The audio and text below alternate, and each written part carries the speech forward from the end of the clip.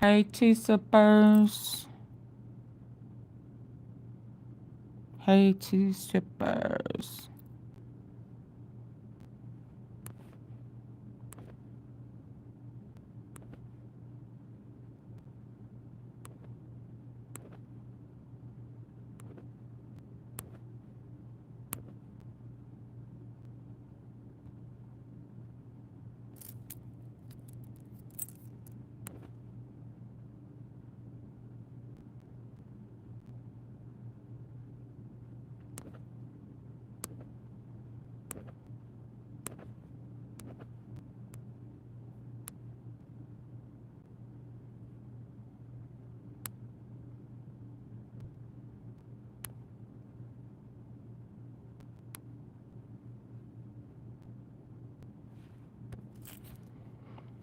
Come on in, let's talk about it. Where is Big Pink? Where is Big Pink? AunTeaFee owes Big Pink an apology.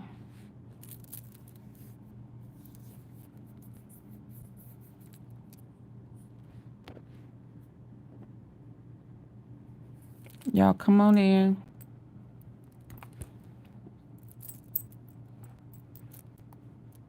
Come on in.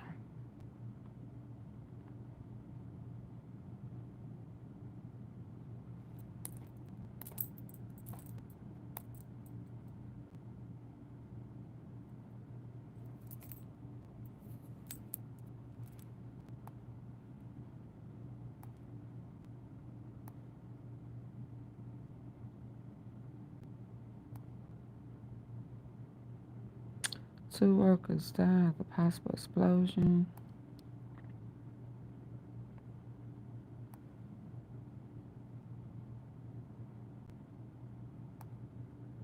What is this about? Let me see.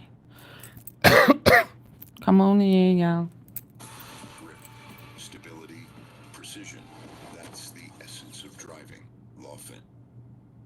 New York Attorney General Letitia James, Senator Adam Schiff, Special Counsel Jack Smith, former CIA Director John Brennan, former FBI Director James Comey. What do they all have in common? Well, all have played key roles in investigations into Donald Come on in, Trump, y'all. and all are now legal targets of the president's Justice Department as his revenge tour escalates. Revenge tour. Attorney and MSNBC legal analyst. We got a president that's on a revenge tour. Is with us as well, and Michael Shearer is still with us. All right, Glenn, what's Oh happening my God. here? Why We are is in Donald trouble. Trump? What justification is he using to investigate these people? Well, let's talk about the surface versus the real justification. And I'll start with the real justification, which is exactly the same as what we saw today with the takeover of the D.C. police. None. We're in a perma war standing with Trump. He must initiate crises. He must go on the attack against his perceived enemies. He must attempt to keep his coalition together in the face of disintegrating forces, the Epstein issue, and also the incursion of the midterms, which is Let that be the real reason. him some kind of a lame duck president. So we have that as his deeper motive. Superficially, what he's attempting to do is to use some of the auspices of the Department of Justice, particularly this extremely vague weaponization task force that he has given to Ed Martin, the former interim U.S. attorney in D.C., who was rejected by Republican senators for being too extreme, to look into some of his enemies. For those who want more out of every moment this summer, Mazda has more 24/5. Hold on, I'm sorry. I haven't seen any evidence yet of subpoenas or any specific investigative activity. I missed what he said. We have been told that it is for the purpose of convening a grand jury, but we have not seen any evidence yet of subpoenas or any specific investigative activity. This is different than almost any other administration. Frankly, Hey, any Kimberly. Hey, administration Cynthia. I've covered in my lifetime, and I think going back several lifetimes, is these investigations, these probes, are leaked typically to Fox News and become part of the public domain. And Ed Martin the aforementioned Ed Martin, has said publicly that the goal of these investigations, the legitimate goal of these investigations, Hey, Miriam. isn't just to bring an Oh, indictment or achieve a absolutely. conviction, but to name and shame those people that he has targeted. Joyce, what do you make of that? The naming and the shaming goal here. They need to say we made a mistake and we need to impeach, supersede, expedite, and impeachment. All DOJ prosecutors, you only go to the grand jury and his whole cabinet that's going along with this that you would need in witch court hunt. to get a conviction. I think, Katie, it's really difficult increasingly to express how shocking this is. This is the complete weaponization of the Justice Department for political purposes. You know, during Trump's first term in office, we talked about not wanting to become a banana republic, because in banana republics, criminal prosecution becomes a tool that a powerful dictator or chief executive can use to intimidate his enemies. And we seem to be at that point now. We are his enemies. A little bit of Abby Lowell talking about what he is a traitor of the U.S. He makes George Orwell's 1984 look like a nursery rhyme. You know, when I read that, you have to think that the famous author George L. Orwell, who wrote 1984, that coined the famous phrase of doublespeak and the state saying things opposite of what it means. His book, now, what President Trump and the people who carry out his mandate, it makes George Orwell's 1984 look like a Mother Goose nursery rhyme. I mean, it is just beyond comprehension. And we can't. Please come in, hitting the like button, please. Double tap the presidency. Go your screen. People who use the courts of law to find him wrong when he was wrong, then they have taken this idea of retribution to places that, as I pointed out before, the authors like George Orwell would have never dreamed in their worst nightmares. You know, it's interesting because Big Pink, there you go. From Representing Hunter Biden, but you know, not so long ago. I said, Big Pink, Big Pink, Big Pink, Big Pink. Where you at, Big Pink? Let me be the. I had to stop every time, not everything. Every time to say I owe you an apology. Listen, let me make sure I do. Hear ye, AunTeaFee owes Big Pink an apology. You know, I respectfully asked her to allow me to see it for myself. I didn't, you know, I couldn't find it yesterday, but I am getting notifications. I'm seeing it here and there, and we will talk about it. That he is, y'all, Humpty Dumpty, sit on the White House lawn, has approved for this convicted minor trafficker a work release. He moved her, and now word on the political streets. But I waited before I listened to it. I saw it. I said, oh, Lord, Pink gonna wear me out. Pink is going to wear me out. And then we gonna listen together. I most definitely saw it. I don't know if it's true, but I saw it. I was here for not wanting to put it out. What you hadn't confirmed, yeah. Yeah. Thank you for that. But yeah, we're gonna see. We're gonna listen. You know, get a feel of where it's going. But yeah, before I pass judgment on it, if it gives me any indication that it may be possibly, and I'm not surprised. I am, but I'm not. But I hope, if it is true, that be the factor that gets his ass impeached expeditiously. Okay. So I'm going to wait till we get the likes up some.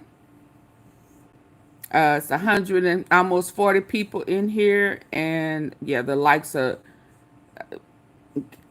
double tap your screen. Hit the 3 buttons at the top.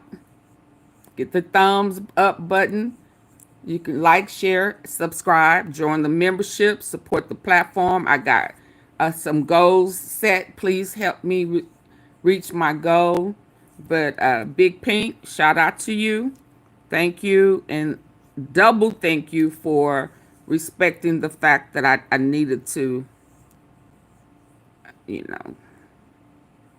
I needed to wait. I'm not always quick to be the first one to put something out, especially if I can't find it and can't do research. So thank you for understanding. I greatly, greatly appreciate it. Hi, Andrew. Welcome.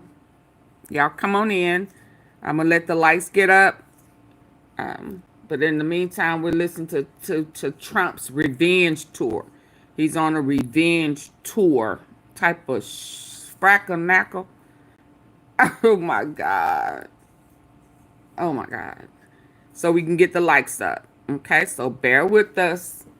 But rumor is that she has already been approved for a work release. Work to do. All she knows how to do is organize. She's a madam. So is he trying to, and then she's going to escape. There's no gates, no, nothing to really stop her. I also read earlier where in Florida, she was bragged about tried to get the information to Biden, and Biden didn't want to listen to a convicted minor or lesser. So he didn't pay it no mind, but she was in Tallahassee saying that she had everything on DT.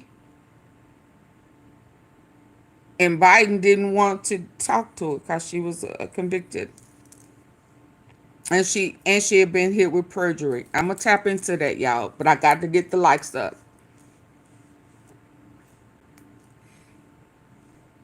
Come on, let's finish Trump world ties by representing this revenge tour. Let's go. Weaponization group. Well, Shane. Yeah, this is crazy. The grand jury to seek an indictment if you hey, Big Pressure. You've got the evidence that you would need in to get a conviction. But I don't know if he fumbled. Really, I don't think that if I don't know how she okay, so at the time she had just been convicted. If Biden was still in office, then that means that she had recently been convicted, sentenced to 20 years, found guilty of 5 of the 6 charges she was charged with. She was found guilty of. So at that point, I probably would have assumed that whatever she trying to say, it done already came out. And of course, she just got convicted. It wasn't if she had been convicted years ago, she got convicted under the Biden administration. So I get that. I get like what can she tell? She should have brought that up during her trial. I mean, if we're gonna be realistic, someone just got convicted. Whatever she needed to say or whatever negotiating she wanted to do, she should have submitted that before she was convicted. Because at this point, I would assume that you just trying to say this now that you was convicted. You should have submitted it either before or while you were on trial, but you didn't. So I don't have time to play with it. And you had just got convicted of perjury? No, he didn't fumble. I'm not going to say he fumbled. Hey, y'all coming in. I'm going to say if it had been years before and she was convicted up under someone else, then I would say it was a fumble. But why would you waste time and invest in that? And she had just been found guilty. Trump should have left her alone.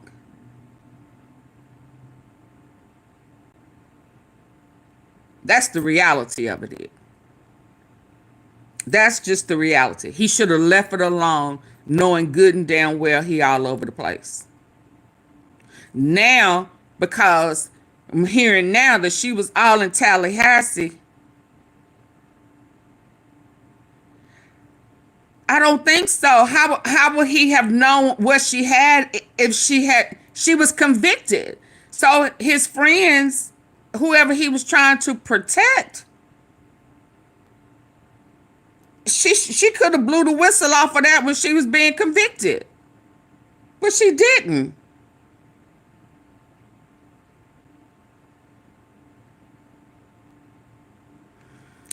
Yeah, I think he's saving the opportunity. I think it's more, okay, let me tell you, there is, okay, so before I read that, let me say this. I don't think it's just, I'm going to say 50% of it is saving himself. The other 50% is saving his position and his goal and their goal for him to enter into the New World Order. Let me say that. As a democracy, the dictatorship of it all. See, they let him in for a reason. It was supposed to happen his first go around on his second term. That's why he was saying he wasn't going nowhere. Now he's feeling like he ain't going nowhere. So if everything comes out, yeah, if it all comes out, then he will have to be forced to be impeached.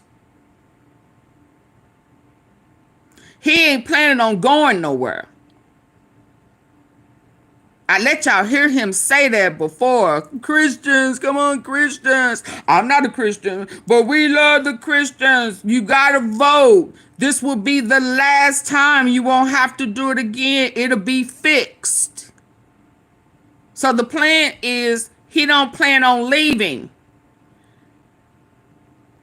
He adding on to the White House. He taking out the Rose Garden. He adding gold fixtures. It's now the gold in White House. This man is making this his home. He don't have no plans on leaving. He finna about to, add on this a ballroom that's bigger than the White House.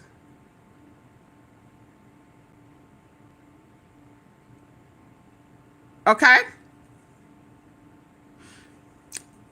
See people like you, Lou, you don't even get it yet. It ain't about black or white. This ain't even about Republican or Democrat. Yeah, it ain't even about that. So let me go ahead and remove you, cause this he betraying his own party. So you just want to patrol, and we don't do that troll. Y'all say bye to Lou. I ain't had to do that in a while,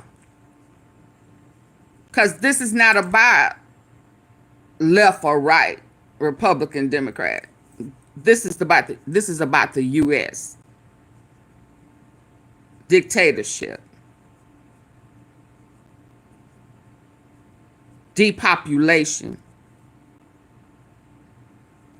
calling in armed forces, and it'd be totally different if he was sending forces to like Memphis, somewhere where the crime is out of control, but the numbers is all-time low. So why are they in DC? What is the race population in DC?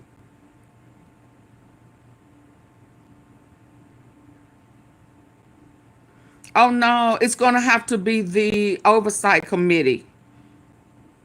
We're going to have to rely on the files that the oversight committee gets that's unredacted. The judge already exposed it, put it out there what it was. Ask the people in DC if they feel safer right now. No, they protesting. They got signs up. And he already said, do whatever you need to do. You ain't gonna get in trouble. You do whatever you want to. If you want to eliminate them, eliminate. Forget the rules. Forget the laws of the land.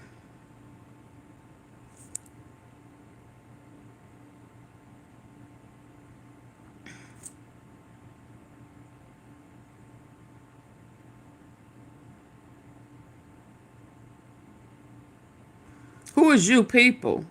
Ex-stiff? Yeah, you need to rewrite that. I don't like you people. Why you people? Who are you people? Yeah, I don't. I'm gonna remove that this time. Rewrite that. Who is you people? The word saw January 6th, correct?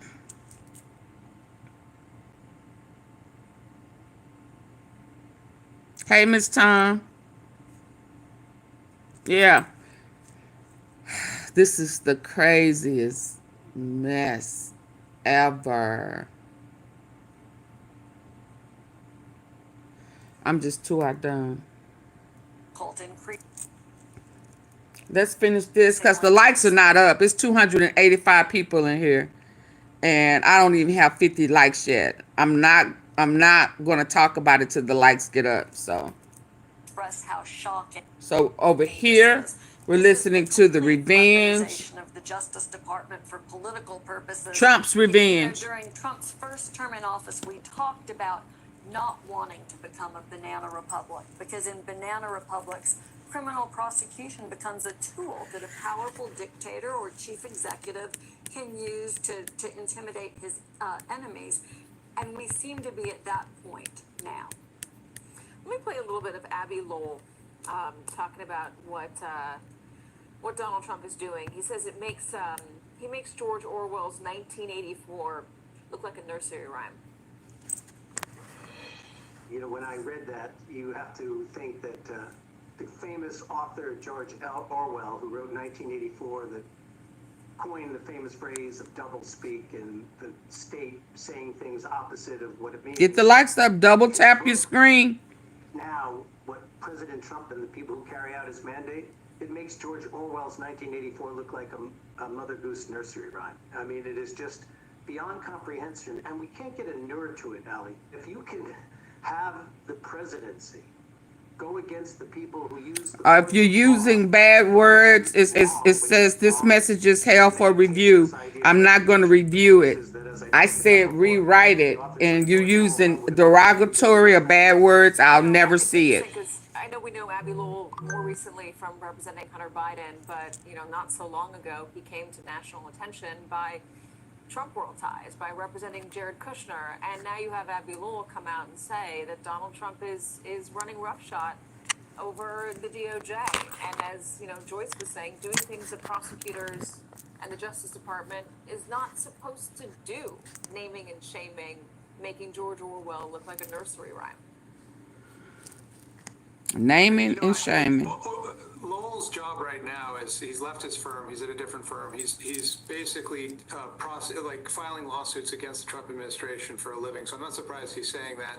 I think the irony that has to be pointed out here is that this stuff outraged Donald Trump or the allegations of this kind of behavior outraged Donald Trump during the Biden years. He was constantly haranguing the Biden administration for the prosecutions of him, saying they were politically motivated, saying that was deeply unethical, totally wrong, an outrage. He's a hypocrite. His supporters around it.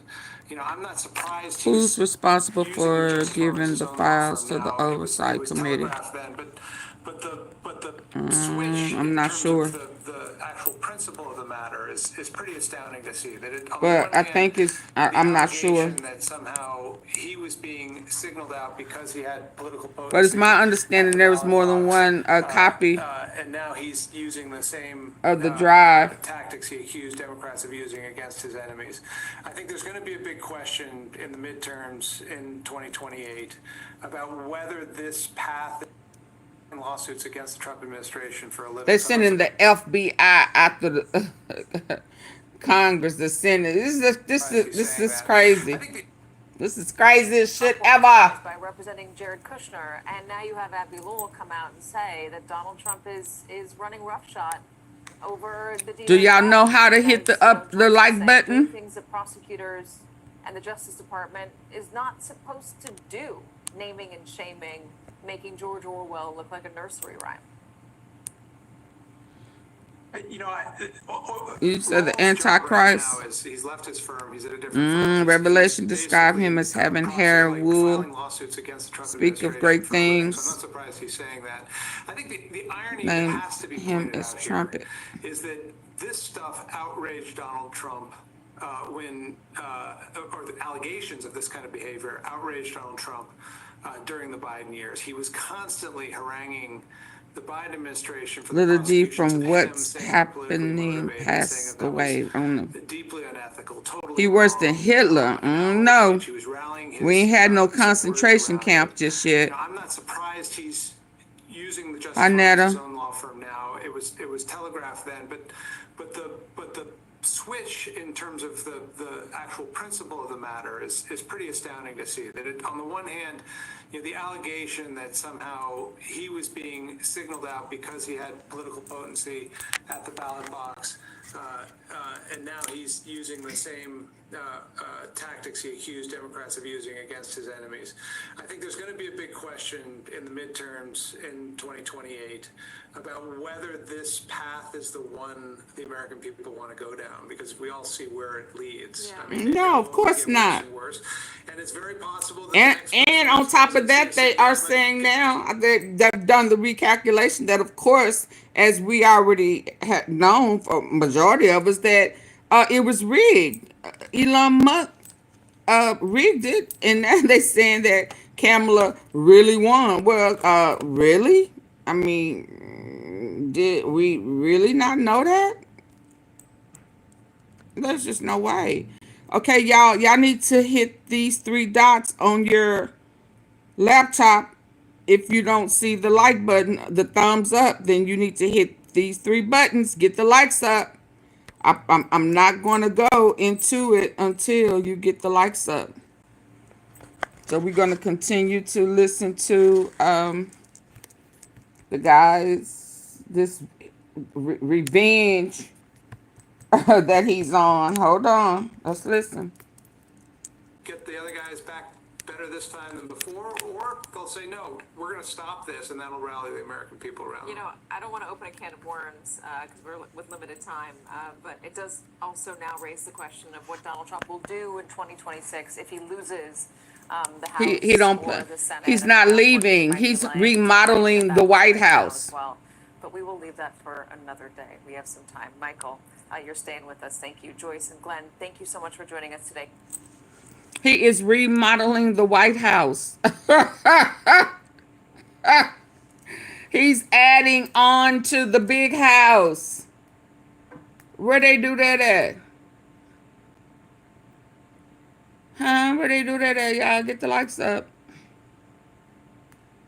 Where do they do that at? What's this the craziest? Ukraine will not secede land.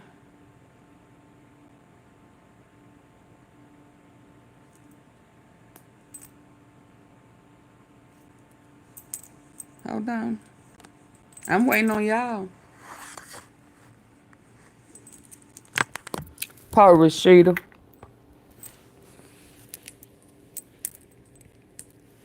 Excuse me.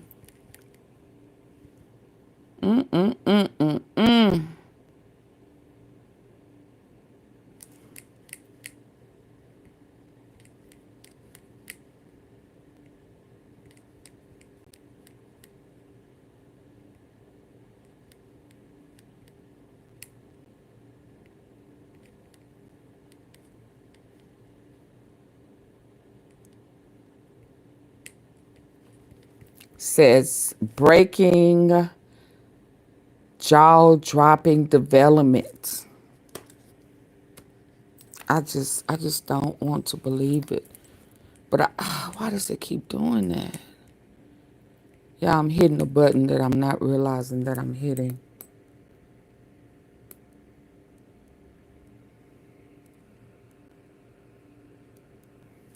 Takeover of D.C. police look like to those who help run the district. We're going to ask Brian Schwab. He's D.C.'s Attorney General. He's elected by the voters, and he was kind enough to join us in our studios here in Washington, D.C. Good morning. Good morning, Robin. So it's Michelle. I'm sorry, Michelle. It's okay. So let's go back to the stated rationale for this, that there is an emergency. D.C. Police Union Chairman Greg Pemberton. What emergency? Agrees. He issued a statement saying, quote, crime is out of control and our officers are stretched beyond their limits. How do you respond to that? Well, I want to take just a quick step backwards to frame where we are. Violent crime has far-reaching impacts on victims and communities and families. There is no more important thing for a government to do to make sure that people are safe. No one deserves to be the victim of a crime, and public safety has been and remains the #1 priority for the District of Columbia. Okay, so is crime out of control and our officers stretched beyond their limits? I think that the president's statements yesterday are out of touch with the facts on the ground here in the District of Columbia. We have had a record reduction in crime across the city over the last So he lied. Since I was elected in 2023, crime has come down consistently over time. And as the Justice Department So he's lying. announced, we are at 30-year lows with respect to violent crime in our city. So federal authorities are calling this a takeover. Are you clear about what this means? I'm thinking particularly about operational details, like who gives the orders, who decides who goes where, what governs the use of force, who will coordinate operations between the National Guard, who've also been called up, and the Metropolitan. Memphis needs the National Guard. In my office and I are taking a close look at the very question. They tried to tell me that ain't possible. Under the Home Rule Act, which gives the president some limited authority, command and control over the police department is not divested from the mayor and the chief of police. The law passed by Congress, the Home Rule Act, provides that the president, under limited special circumstances of an emergency, can request the services of MPD for a federal purpose. And I am concerned very much so that that law is being complied with. The law does not allow a federal takeover of MPD. And we are watching very closely the facts on the ground as to whether or not Chief Smith, as she said yesterday, is in control of MPD and making command and control decisions for the force. Thank you, Max Boogie. Mayor Muriel Bowser said the city, she called this whole operation unsettling and unprecedented, but essentially she indicated that the city's going to comply. You, on the other hand, called the order, quote, unprecedented, unnecessary, unlawful. So what does unlawful that mean for you? You have been a party to other lawsuits against Trump administration policies, along with other attorneys general from other places that have considered some of these policies unlawful. Do you intend to sue over this, and if so, where and at what venue? Well, I'm more interested in trying to make sure we solve problems and try to get ourselves back on track, and I'm watching very carefully what's happening. Unlawful. The president made certain statements at the press conference yesterday. The executive order is a little bit different than what the president said in terms of the scope of what is in play here. And we're watching very carefully as to whether this. Why should the mayor resign? Operations of MPD, the president needs to stay in his place. Take his ass off the golf course and do his real job. And if he can't do the job, then he needs to take his ass to the golf course and learn how to shit in the toilet. How do you interpret that? Well, I'm concerned about a statement like that because even when MPD, under the limited circumstances, where are the files? Exactly, beautiful. This is totally unprecedented in the history of our city. It's where are the files? The case that a president has tried to invoke this limited power. But even under those circumstances, the Constitution applies, civil liberties and civil rights in our city, local laws apply. He should resign. I agree. Under the direction of the president, still has to comply with the law. Stop making it about everything else. This is not about the mayor. Police force, unconstitutional police force, or unconstitutional policing. Our MPD is a professional law enforcement agency committed to professional constitutional policing, and that has this is kind of. Hold on, let me stop.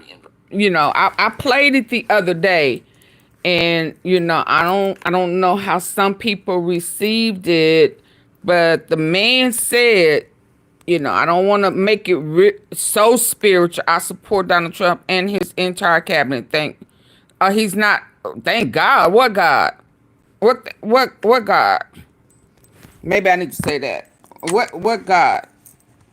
Because I don't know what. Maybe you serve his God. His God ain't. He's not a Christian. What are you? WWG1WGA, whatever the hell it is. What God is that? Before I crack your bubble.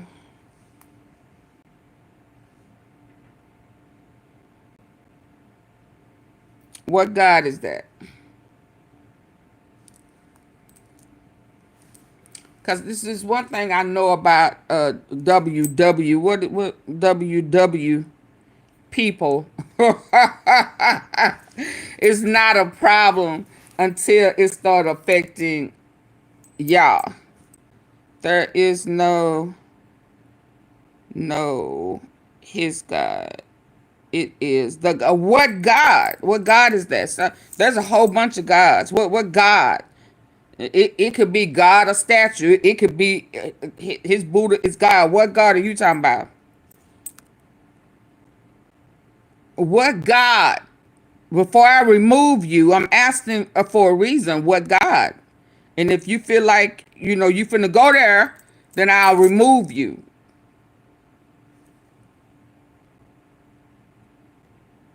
Because you cannot be a Christian and say that you believe in God and you believe in Donald Trump. So that's why I'm asking. So do you want to have, you know, do you want me to remove you, or are you going to answer?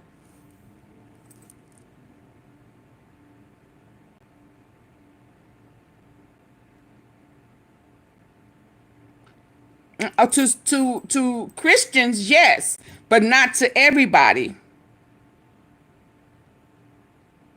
Oh, you can't tell me what to do over here. I have rules.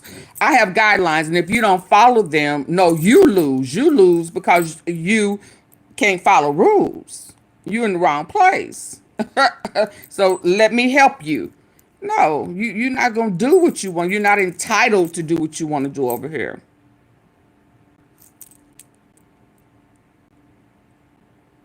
People make the rules. You lose because, no. Who made that rule? What the hell? You gonna tell me what wins and lose or draw? You a troll. You remind me of a loser cat I know that's a troll in the Mo3 sector. Talking about you lose. You don't fucking make no rules for me. Are you crazy? Y'all kill me with that trolling stuff. Roasting. They make the rules. Who are you to make some rules? That dictatorship, you got that Humpty Dumpty, I can't piss it in the toilet mentality. Oh Lord, let me go back to what I was trying to. If you saying something ugly, I cannot see it. I'm sure you came back, say game over to whatever. Whatever that name was, that WWG. Yeah, you can't even stand on who you are. Let me go back to the people who are believers, who do believe in there is only one God. He played on the Christians.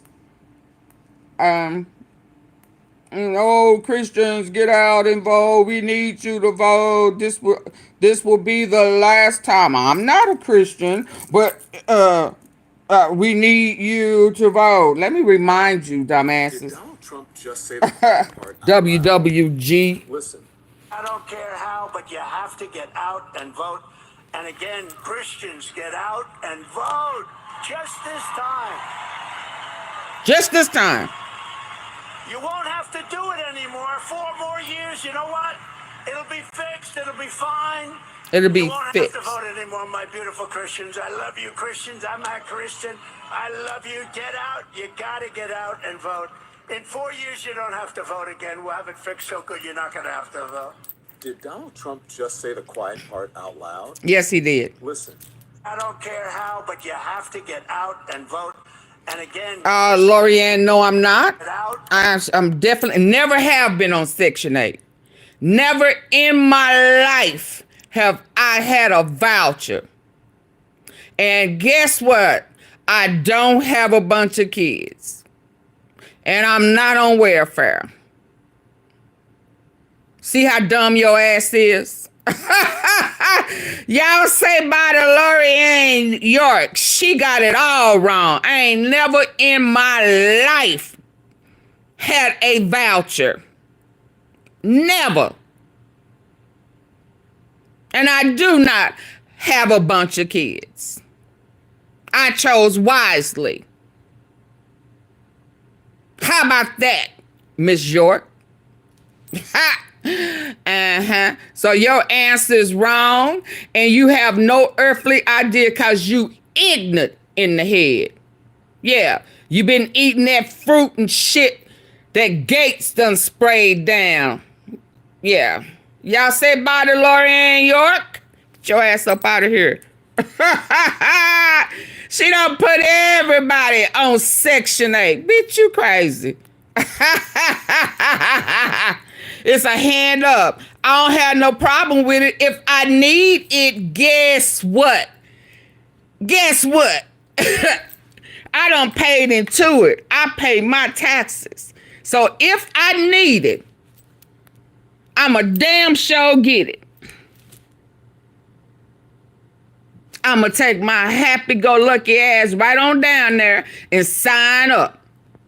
But I'm not going to get it, just to milk the system. No, that's between me and God. They don't have nothing to do with nobody else. But if I need it, I have paid into the system, and I'm going to get it. You can best believe that. Yeah, you get your ass on. Lorianne York. Yeah, your dumb ass. Wrong answer. She got that one wrong, didn't she? I don't have no problem. If you need it, now I ain't staying on none of it. But if I need it, I'm going to sure get it because I have paid into it. Oh, yeah, he was selling the Bible. Vote just this time. You won't have to do it anymore. 4 more years, you know what? It'll be fixed. It'll be fine. It'll be fixed. It'll be fine. Anymore, my beautiful Christians. I love you, Christians. I'm not Christian. I'm not Christian. You gotta get out and vote. You gotta get out and vote. You vote. don't have to vote again. We'll have it fixed so good you're not gonna have to vote. Did Donald Trump just Did say y'all hear that that? part out loud? Listen. I don't care how, but you have to get out and vote. And again, Christians, get out and vote just this time. You won't have to do it anymore. 4 more years, you know what? It'll be fixed. It'll be fine. You won't have to vote anymore, my beautiful Christians. I love you, Christians. I'm not Christian. I love you. Get out. You got to get out and vote. In 4 years, you don't have to vote again. We'll have it fixed so good you're not going to have to vote. Did Donald Trump just say the quiet part out loud? Listen. I don't care how, but you have to get out and vote. And again, Christians... Yeah, I was trying to... Hold on. Oh, man, it's stuck. Okay, hold on. You won't have to do it anymore. 4 more years. I was trying to see what that It'll be fine. crazy lady... You won't have to vote anymore, my beautiful Christians. I love you, Christians. I'm not Christian. I love you. Get out. You got to get out and vote. In 4 years, you don't have to vote again. We'll have it fixed so good you're not going to have to. That's right there. Right there. That's the problem right there. It's fixed. So he do not plan on leaving. So it ain't just that he trying to save himself. He's trying to save whatever they have already in place. This dictatorship, the takeover. Yeah, that's the plan. Hold on. Because he will be king. I'm sure that's where he I'm sure that's what he's trying to do. This loss is hitting hard. The Oh no. family says C Money was more than a rapper. He was a father, I was trying to see a what. friend. Hold on, let me see what I got pinned over here. Yeah.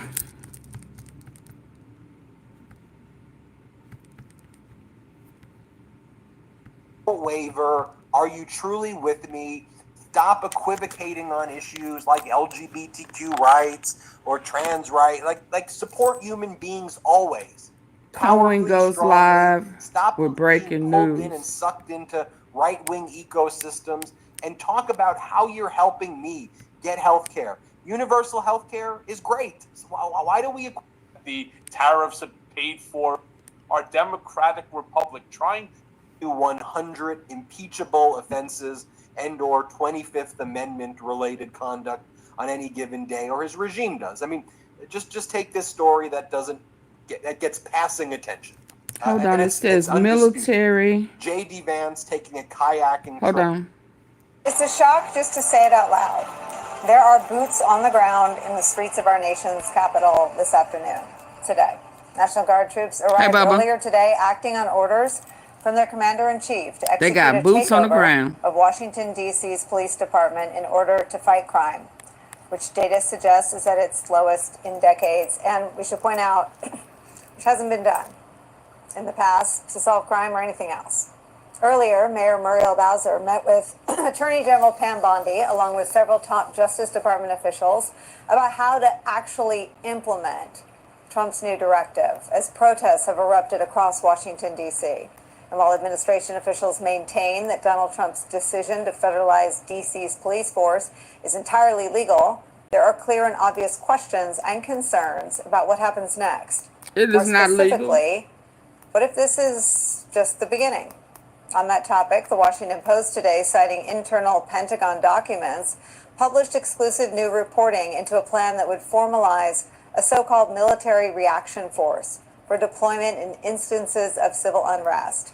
Quote, the plan calls for 600 troops to be on standby at all times so they can deploy in as little as 1 hour, the documents say.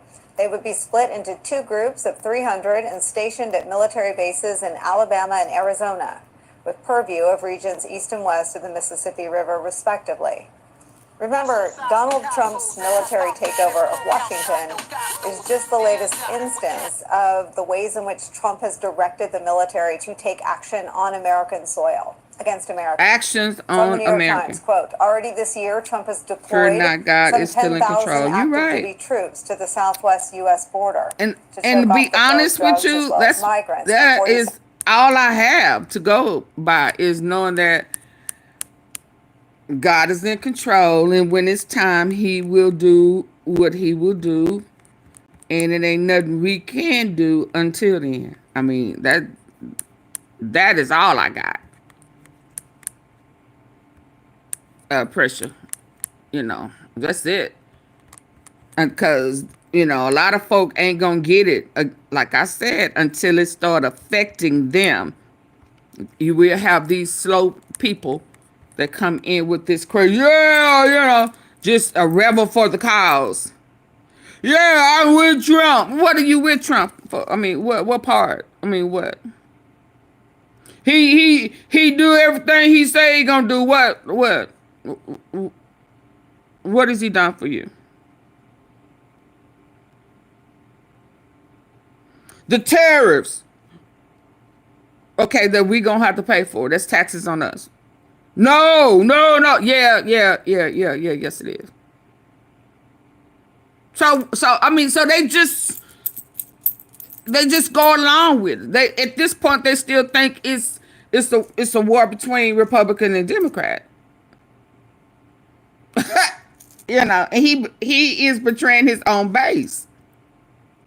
So at this point, it's beginning to affect them. So as long as it affects them, they will be forced to do what they don't want to do. That's why he have people now who are Republican leaving and joining the Democrats. Once it starts affecting them, then they will move to impeach him. And the numbers that he think he has, he won't have. That is going to be the only out unless somebody takes him out. Unless somebody, you know, make good on that bounty on his head. They understand. They still are thinking it's about black or white. It's just like how you have black people who think that he had our best interests at heart. Yeah, I understand people taking advantage of you know, the system, but hell, so does he. I mean, right? That's why I knew that first go around that the people fell victim to. I heard somebody talking about it today. They they fell victim to the stimulus, as if that was the first president that had ever gave a stimulus. No, it was not. It was absolutely not. But they fell for that. It was like, oh, he gave us X amount, he PPP. I had 10, 20, 30,000. I know president ever gave us that. Okay, so now you feel like you got your respiration. Okay, what? So now they want their money back. So did he help you temporarily until them people come knocking on your door? Or take you off the public assistance? I tried to tell people before. You cannot have gotten that PPP loan and you getting food stamps and welfare. It's either you have a business and you're making money that you cannot pay your employees, or you broke and you need housing and you need assistance with food. Which one is it? You can't have both. But it looks like right now you can have both. Long run, it's gonna come back to bite you. And I know. Okay, now since I'm back, I saw the. Okay, now since I'm back, I saw the January 6th. He had cited Trump supporters to storm. Yeah, and guess what? Some of those people that he pardoned are minor abusers. They have a past in that same arena that he has.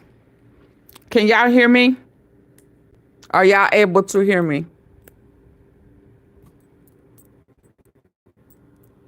I was just having problems with my system. Yes, okay. It was, did I save? Oh boy.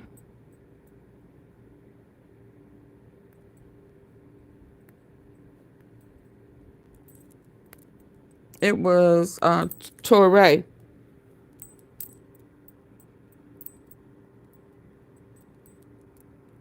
He sure did say it today. He said at least before Trump gave the people stuff. The Pope is black. He's passing. Here it is. Said Trump is unintelligent, but I don't know how else to slice it. He's a shallow thinker. He does not analyze information well.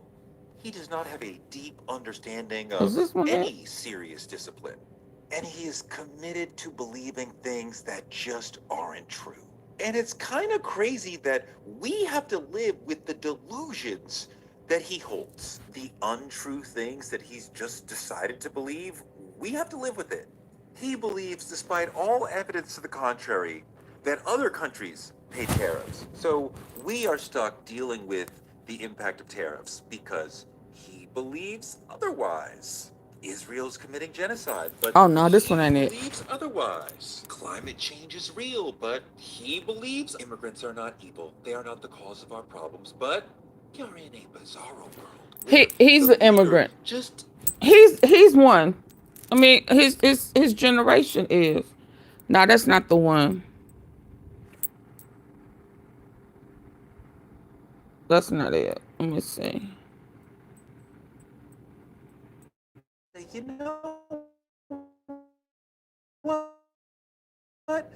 We'll rock with him. I don't think most his mama, his daddy. About democracy, they care about results. So, like when Mussolini made the trains run on time in Italy, that was a Oh, I'm sorry. tangible benefit for the people. When Castro gave them free healthcare, that was a tangible benefit for the people. El Salvador had a serious gang problem. Bukele came in and dealt with that. He did it in a horrific way that violated a lot of people's human rights. But the people, the citizens who are free, can say, oh, he dealt with the violence problem. That is a tangible thing that they can take home and say, he made the world better. He made the country better for us. So what we gave up in democracy, we actually gained something. Trumpy has missed this whole thing.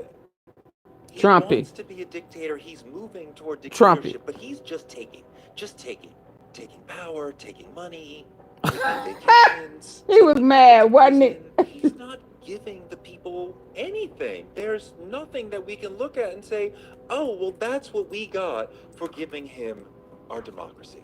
I mean, can you imagine the problem that progressives would have if he said, okay, now we're going to do free healthcare? And progressives are like, well, that was our idea, and we actually really like that idea. And the people were like, well, we kind of hate this guy, but we love free healthcare, so he got so much. That's why he gave those stimulus checks, all these people who thought that Trump had given them a check. You would think that that would have taught him, oh, giving people things makes them love me, makes them comfortable with me being in charge. But he's so dumb and egocentric and self-focused that he's still just doing for himself and not doing for the people who supported him. He's so self-centered and so egocentric that he's only thinking about taking and not thinking about giving, which would give some support to his dictatorship. People would say, oh, look, well, yes, you don't have to justifying but nothing. I got $5,000 for that. I would expect him to give us something as a way of... He don't want to give us nothing. He want to remodel the White House. I always thought that dictators... He want us not to have anything, but he wants to remodel the White House. Hi, Grandma Wade. How you doing? It's been a minute. Let's hear this. Afternoon, today. National Guard troops arrived earlier today acting on orders from their commander-in-chief to execute a takeover of Washington, D.C.'s police department in order to fight crime, which data suggests is at its lowest in decades. And we should point out, which hasn't been done in the past to solve crime or anything else. Earlier, Mayor Muriel Bowser met with Attorney General Pam Bondi, along with several top Justice Department officials, about how to actually implement Trump's new directive, as protests have erupted across Washington, D.C. While administration officials maintain that Donald Trump's decision to federalize D.C.'s police force is entirely legal, there are clear and obvious questions and concerns about what happens next. More specifically, what if this is just the beginning? On that topic, the Washington Post today, citing internal Pentagon documents, published exclusive new reporting into a plan that would formalize a so-called military reaction force for deployment in instances of civil unrest. Quote, the plan calls for 600 troops to be on standby at all times so they can deploy in as little as 1 hour, the documents say. They would be split into two groups of 300 and stationed at military bases in Alabama and Arizona, with purview of regions east and west of the Mississippi River, respectively. Remember, Donald Trump's military takeover of Washington is just the latest instance of the ways in which Trump has directed the military to take action on American soil against Americans. From the New York Times, quote, already this year, Trump has deployed some 10,000 active duty troops to the southwest U.S. border to choke off the flow of drugs as well as migrants, and 4,700 National Guard troops and Marines to Los Angeles to help quell protests that had erupted over immigration raids and to protect the federal Nope, because he said you can do what you want to do. I wouldn't go to DC either. 250 of those National Guard troops have since been withdrawn. Now there will be 800 National Guard troops on the streets of Washington, D.C. for the foreseeable future. We don't really know how long they'll be there. Wow. But we cannot say that we weren't warned. Remember what General John Kelly told the New York Times in an interview before the November election. This is why I stopped shopping on Amazon, and you should too. Don't spend another dime on Amazon until you watch this. And I think this issue of using the military to go after American citizens is one of those things I think is a very, very bad thing. Even to say it for political purposes to get elected, I think it's a very, very bad thing, let alone actually doing it. When I was in the White House, for that matter, DHS, I was, originally, conversation would be, Mr. President, that's outside your authority, or, that's a routine use. You really don't want to do that inside the United States. But now that he's talking about it as I'm going to do it, is again, it's disturbing. I grew up in my... And it wasn't just John Kelly. There was Mark Esper, Donald Trump's former defense secretary. Those wondering just how bad could it get should remember what Esper, Donald Trump's former defense secretary, said about Trump's focus in the immediate aftermath of the George Floyd protests. What specifically was he suggesting that the U.S. military should do to these protesters? He says, can't you just shoot them? Just shoot them in the legs or something. And he's suggesting that that's what we should do, that we should bring in the troops and shoot the protesters. The commander-in-chief was suggesting that the U.S. military shoot protesters. Yes, in the streets of American our nation's capital. That's right. Shocking. Shocking is where we start today with some of our favorite experts and friends. Former Secretary of the Air Force, a senior fellow at the Center for American Progress, Secretary Frank Kendall is here. Also joining us, retired U.S. Army Lieutenant General Mark Hertling is here. Also joining us, opinion columnist for the New York Times, David French is here. Secretary Kendall, let me start with you, and let me show you one more voice from Trump 1.0. This is former Chairman of the Joint Chiefs, Mark Milley, talking about the regret he felt for being a uniformed military leader and being dragged into politics in 1.0. This is after he appeared in Lafayette Square. When I walked from the White House to outside with President Trump toward what is a political event. Look, President Trump could do whatever he wants to do. He's a politician, but I'm not. And because I went out there in that uniform, that was a terrible moment for the United States military, and it gave the perception of politicization. It wasn't intentional. It was done by accident on my part. As soon as I realized it was a political event, I walked away from it. So I guess I bring back the voices of General Kelly and Mark Esper and Mark Milley, General Mark Milley, to make clear that we were warned. We were warned as a country, as a public, as a media, of what Trump wanted to do with the military. But now that he's doing it, if you could just tell us what made those men issue these very rare warnings to the country about what it would mean to put the American military on the streets of American cities and potentially use them against Americans. Yeah, I know General Milley and Secretary Esper very well. I've had conversations with both of them about some of these things. What we're seeing essentially is the military used for what, in this case at least, I think is a political stunt. They're used as props, basically, to try to reinforce the messaging that the president is trying to put out. And that's very dangerous. And I think the American people are being conditioned to the president calling up the National Guard in particular, but the military, to whatever goal he might have domestically and for political purposes. I think it's very dangerous for our country. What Secretary Kendall recourses do people have? I mean, it's clear that everything that the president can do and more he will do. What is an appropriate response from the public?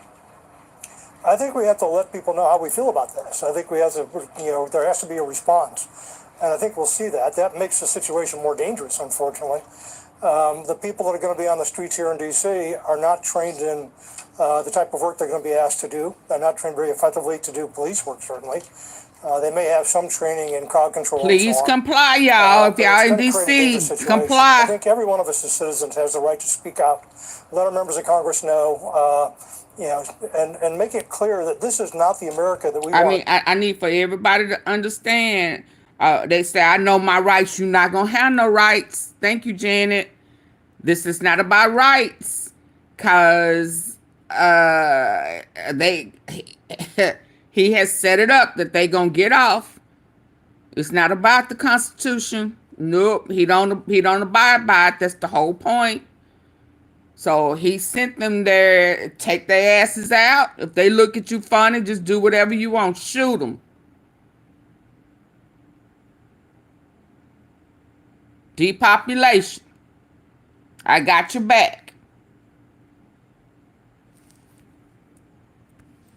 See, one in which there are uniformed people, military people on our streets carrying weapons, particularly one that's counterproductive in many cases and not justified by the so-called emergency that the president has declared. General Hertling, I remember when troops were deployed, not just National Guard, but active duty Marines to the streets of Los Angeles a couple months ago. We're living in dog years. It feels like 11 years ago, but it was a couple months ago.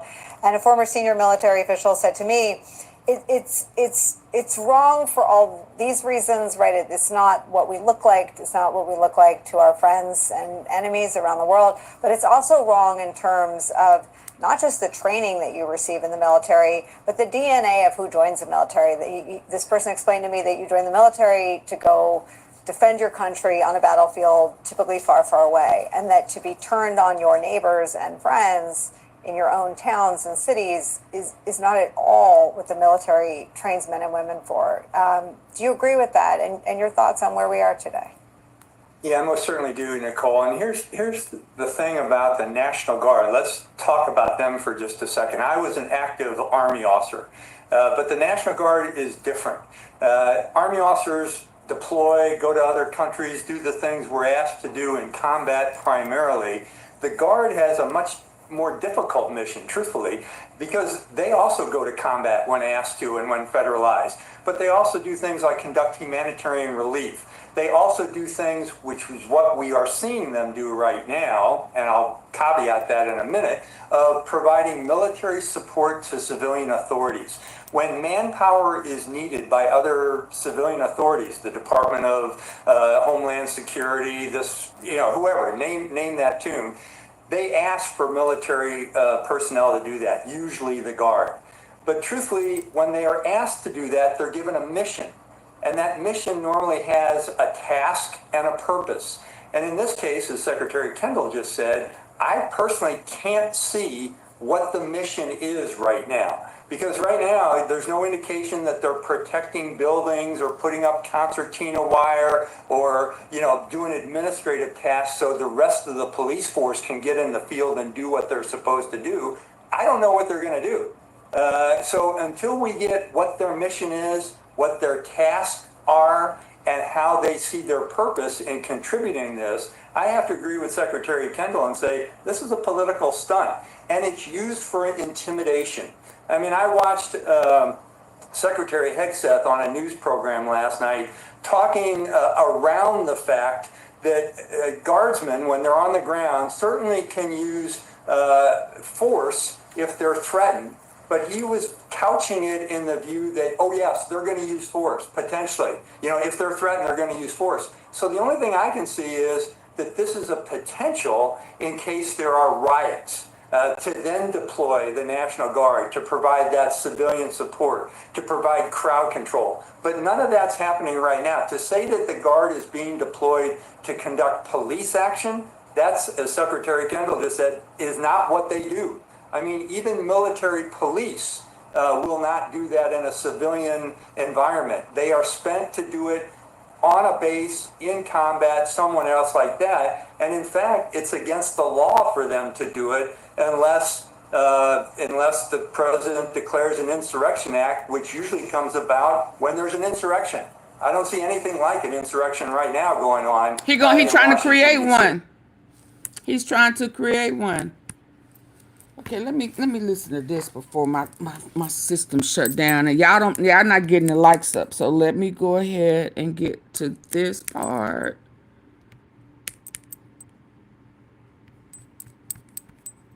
Hold on, y'all. My doctor is in the Guard. Yeah. It's just the craziest mess.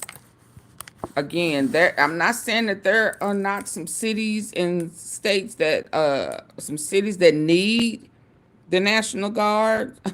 I'm just saying And he not going to send him there because it's of no purpose for him.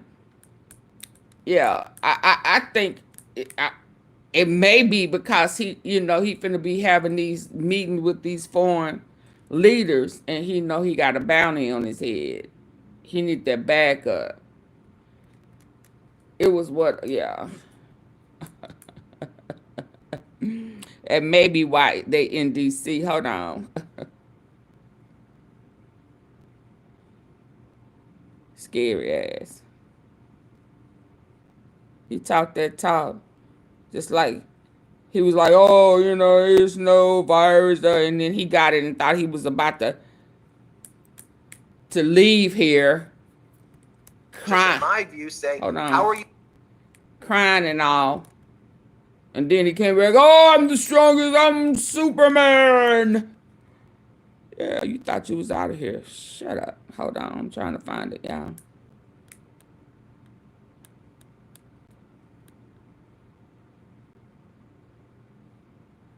Yeah, they.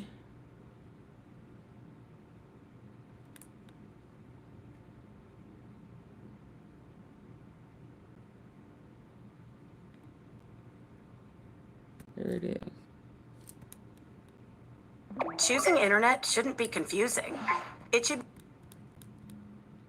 I hope y'all letting my commercials play a little bit so I can get paid.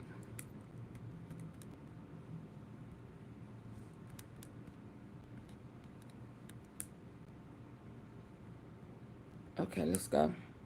For those of us old enough to care and remember the hullabaloo surrounding the decades that passed after JFK was assassinated on November 22nd, 1963, we kept waiting, as we are in this breaking story, for when we were going to get the truth about what happened to John F. Kennedy. However, we now sit on the precipice of waiting not only a couple of decades, not only 10 more years or 5 more years or Alex Acosta and Pam Bondi, but the truth on the Epstein files. The Trump Justice Department and the Trump FBI said we did not uncover evidence that could predicate an investigation against uncharged third parties. So, and while we continue to be filibustered, promised, lied to, deferred, denied, and dismissed, Donald Trump is going to do every single thing he can to make sure that it never comes out. And in this breaking story, he is one step closer. Gretchen Carlson, journalist and co-founder of Lift Our Voices.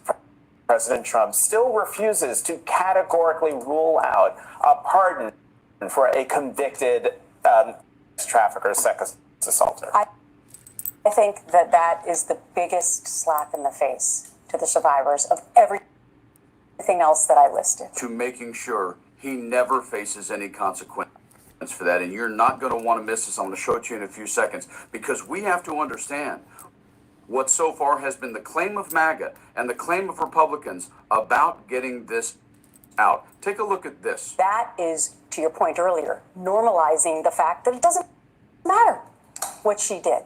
Please realize, Gretchen is the anchor from Fox News who won $20 million suit against Roger Ailes. She's no BS on this. The idea that would even be on the table for consideration, that is going to cross all party lines.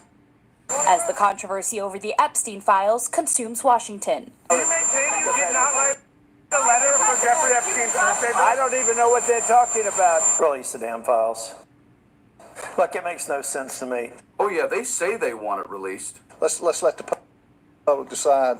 No, the Republicans want to release the Epstein files. But additional evidence of the president's relationship with the now deceased convict is surfacing. After Donald Trump's Attorney General and Donald Trump's FBI Director studied the Epstein files, and they put thousands of FBI agents to work studying the Epstein files to find, among other things, every mention of Donald Trump's name, they discovered that the case should just be closed. There will be an insurrection if that happens. It won't just be Democrats. Hey, Joe Bass. It won't just be, it'll be MAGA, it'll be independents, it will be everybody, because we are at a place in the society right now where we know that child trafficking is a crime and that you should not be granted clemency or any release. So will there be an insurrection?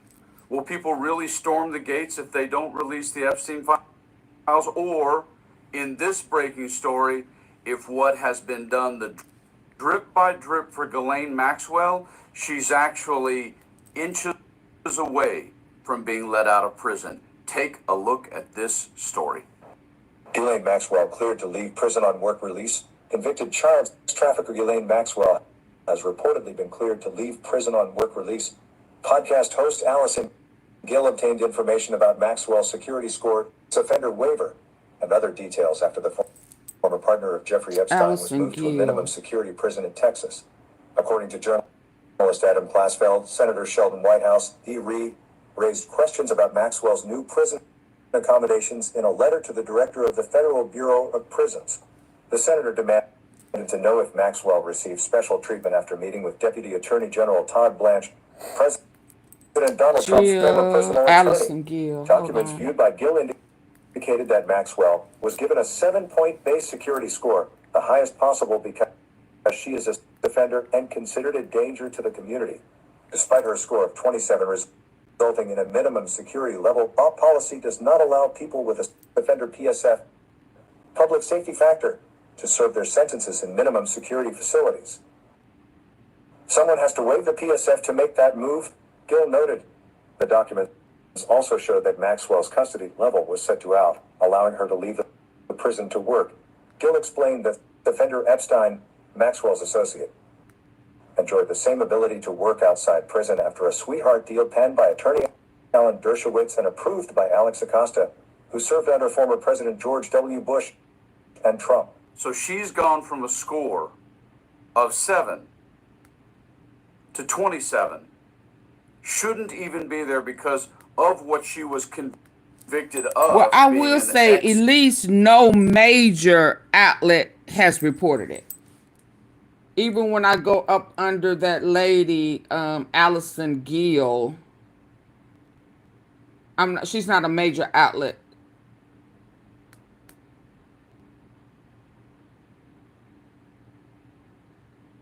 It says she is allowed, based on her score.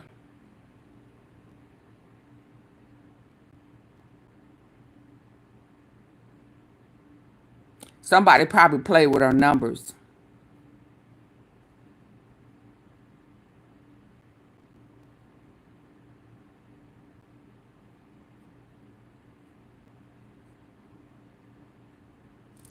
Oh, wow.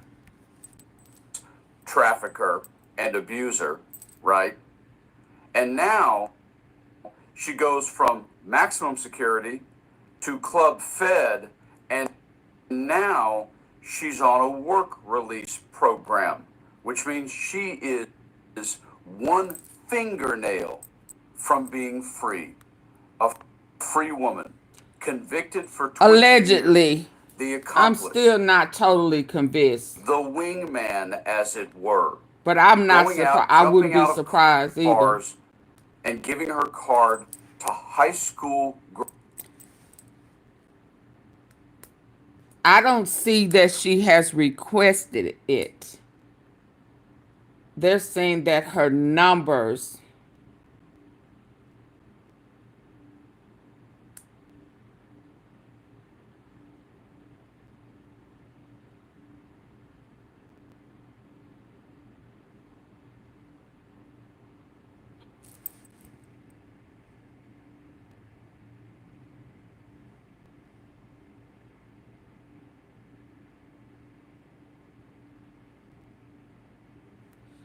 Yeah, I'm still thinking that it's now that I have that lady's name. Yeah, I don't yeah.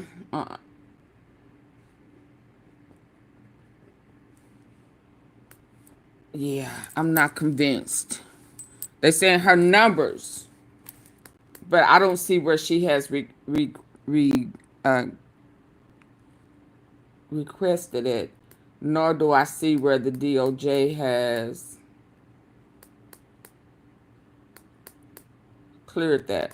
But I will say this. He works there. He's supposed to be at work at 2:30. So I believe that if they pull that stunt, that again, I will believe that will be the determining, one of the determining factors to get his ass impeached.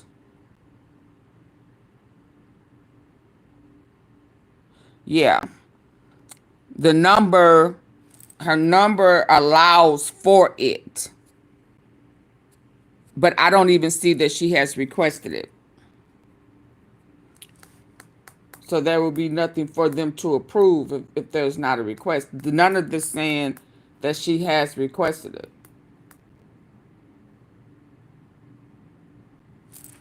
Yeah, so. Okay, hold on.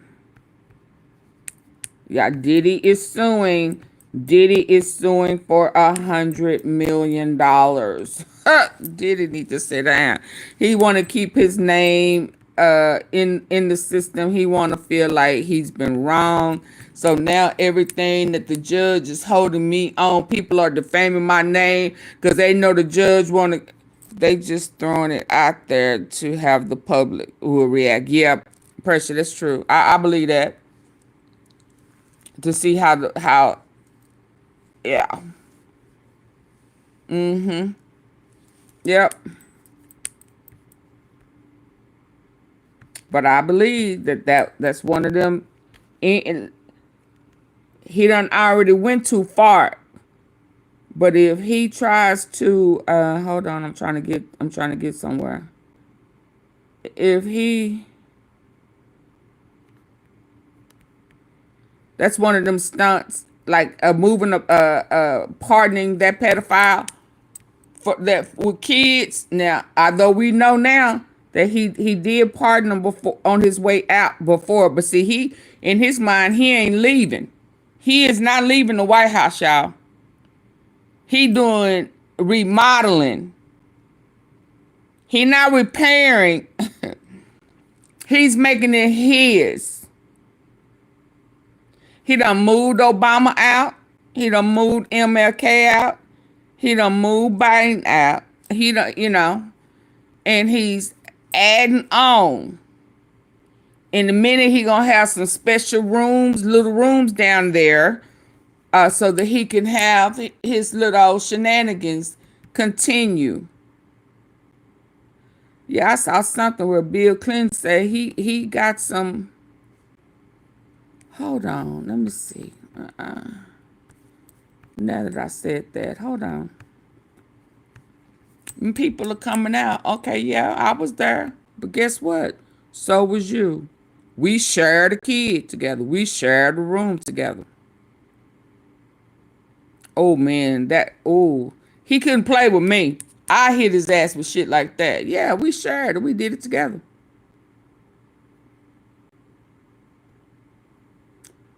Hold on.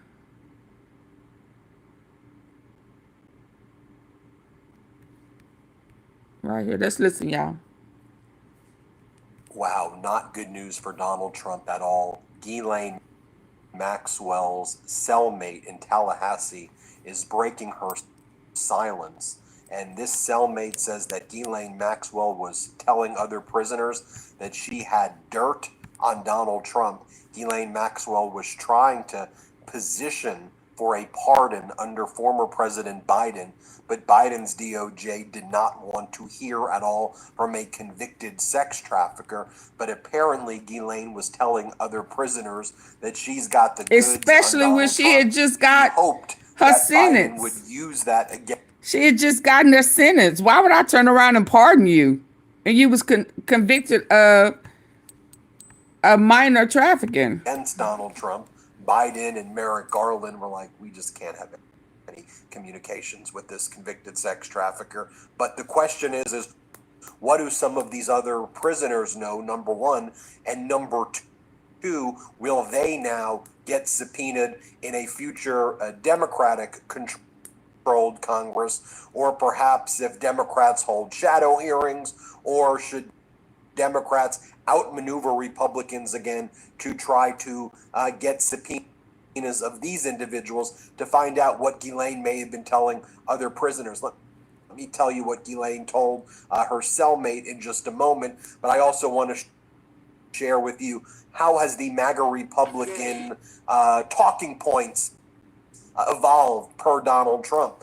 Well, now they think if they go after Bill Clinton and other people who they claim are leftist politicians who went to Epstein Island, that's going to somehow make Democrats scared, or it's going to delay the process in releasing the Epstein files. We don't give a crap. If Bill Clinton's in the files, so be it. No one's defending him. No one's protecting him. No one knows what the hell you're even talking about there. If he's in it, great. Get it out there. We want all the information to be out. Whether you're left, right, center, up, down, purple, green, blue, red, don't matter. Release the freaking files. That's what people are saying. Let's get into it. Daily Mail got the exclusive. I heard Ghislaine tell inmates that she had dirt on Donald Trump. They did this incredible expose, the Daily Mail, on Ghislaine Maxwell's life behind bars at Tallahassee before she was transferred to the minimum security facility in Texas. And the Tallahassee female prisoners are livid. They are revolting in that prison. Apparently, it is a mess right now after a convicted sex trafficker got moved to the minimum security facility. That prison apparently is going nuts right now. So here's what went down. One of the things that we are learning. So her cellmate is someone by the name of Catherine Kamali. Catherine Kamali was serving a sentence for selling methamphetamines, for selling drugs. She's talking about the conditions with Ghislaine Maxwell, and Maxwell's cellmate says, I was there with her.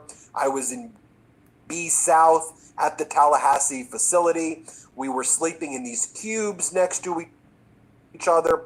The bunk beds were right next to each other. And here's what I heard.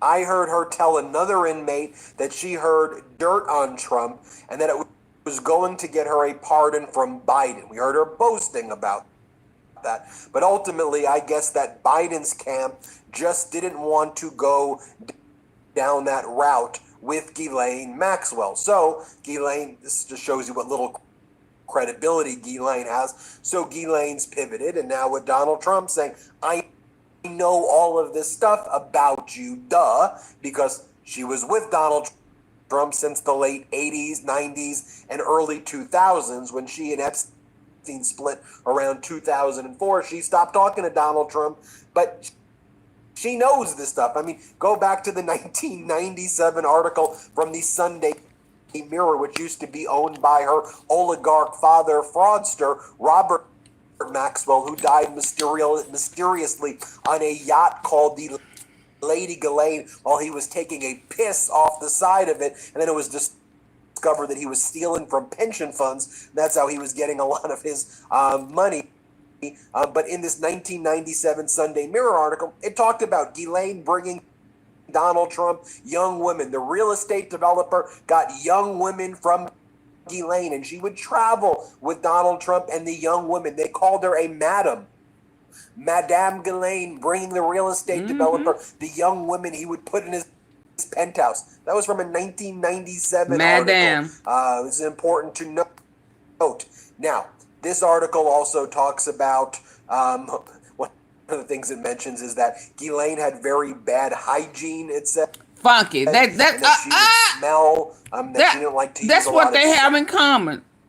They both funky. Halitosis, nasty. What's that smell? Bed sores, dry skin, just funky. Ugh. Shitty ass. Oh, wow. She in there stinking up the place. It's important to note. Now, this article also talks about one of the things she mentions is that Ghislaine had very bad hygiene, it said, and that she would smell, that she didn't like to use a lot of soap because she was afraid of what would happen if she was taking. So she is a minor trafficker. You up in here playing with kids and you funky. You got mental health issues. You scared of water. I cannot believe. Oh my God. Shower. So it goes on to talk about her very poor hygiene. She's scared as well. to drop the soap in the shower. But you like that type shit. Bend over. She Hell. didn't like to use a lot of soap because she was afraid of what would happen if she was taking showers. So it goes on to talk about her very poor hygiene as well. But you know, what does that have to do with not taking a shower?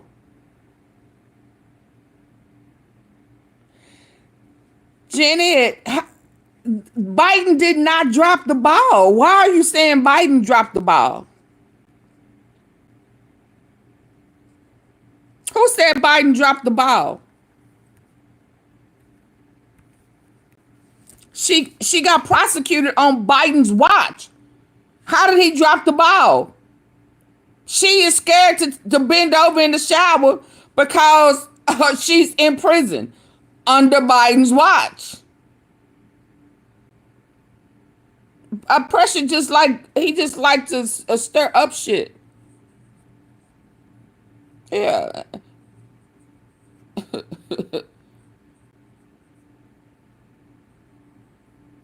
No. Trump dropped the ball the first go around when he allowed Alex Acosta to give Epstein a sweetheart deal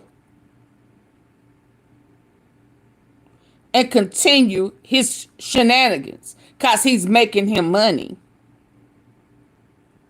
She didn't get a sweetheart deal. She got convicted on all but one of her charges. So no, stop that. Biden did not drop the ball. She was prosecuted under his watch. As far as he was concerned or whatever he knew, he thought that he would have assumed on 5 out of the 6 counts.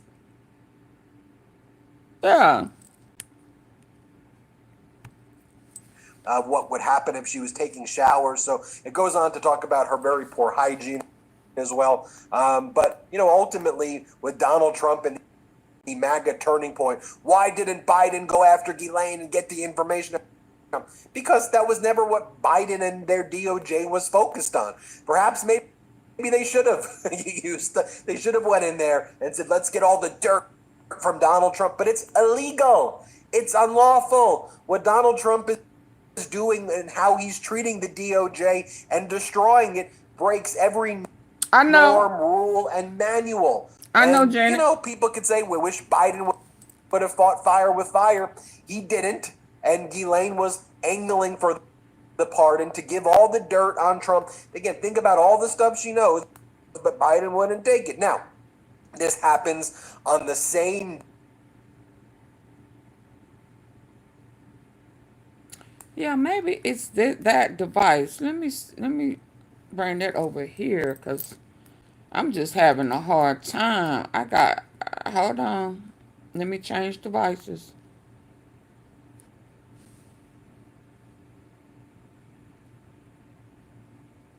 Day that the federal judge Engelmeyer issued a scathing order against the Trump regime. So the Trump regime, part of their strategy from late July to August is have Congress recess, give Donald Trump the space to try to bury and hide the Epstein files, redact Donald Trump's name, offer a deal to Ghislaine to shut her up, give her immunity, move her to this facility, minimum security facility in Texas, Camp Yeah, hold Ryan on. Let me prison in stop Texas. because it keeps breaking up over here. Let me try it over here.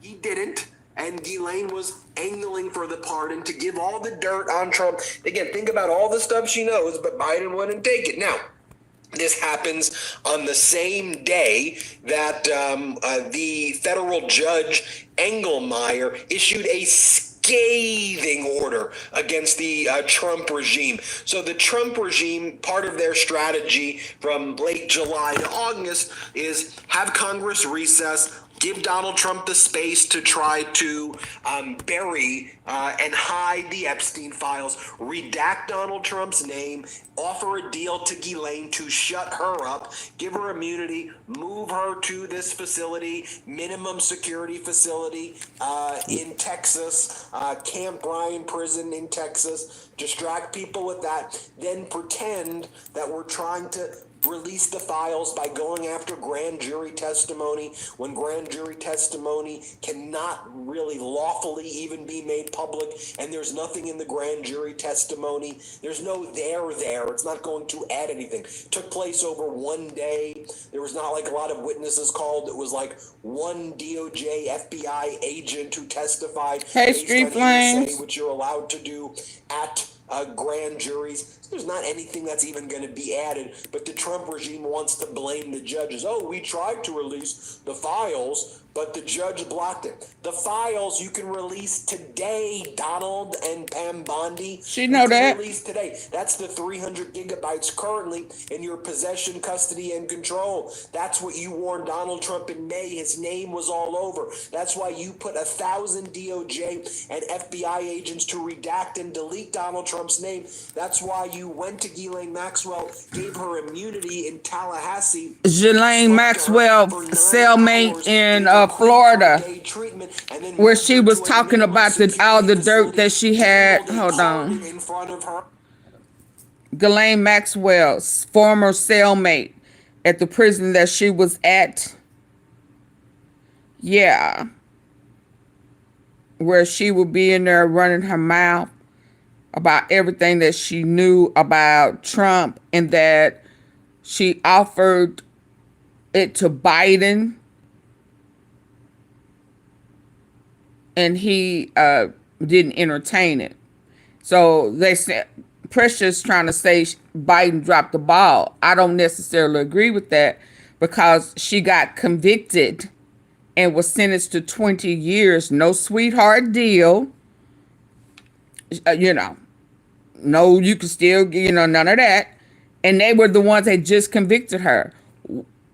Why would I listen to pardoning you? Why would I listen to anything that you trying to say? And we just convicted you. I wouldn't either. I wouldn't entertain it either. I got other stuff I have to do. You are convicted. We just convicted you. If you had something to say, you should have brought it out in court.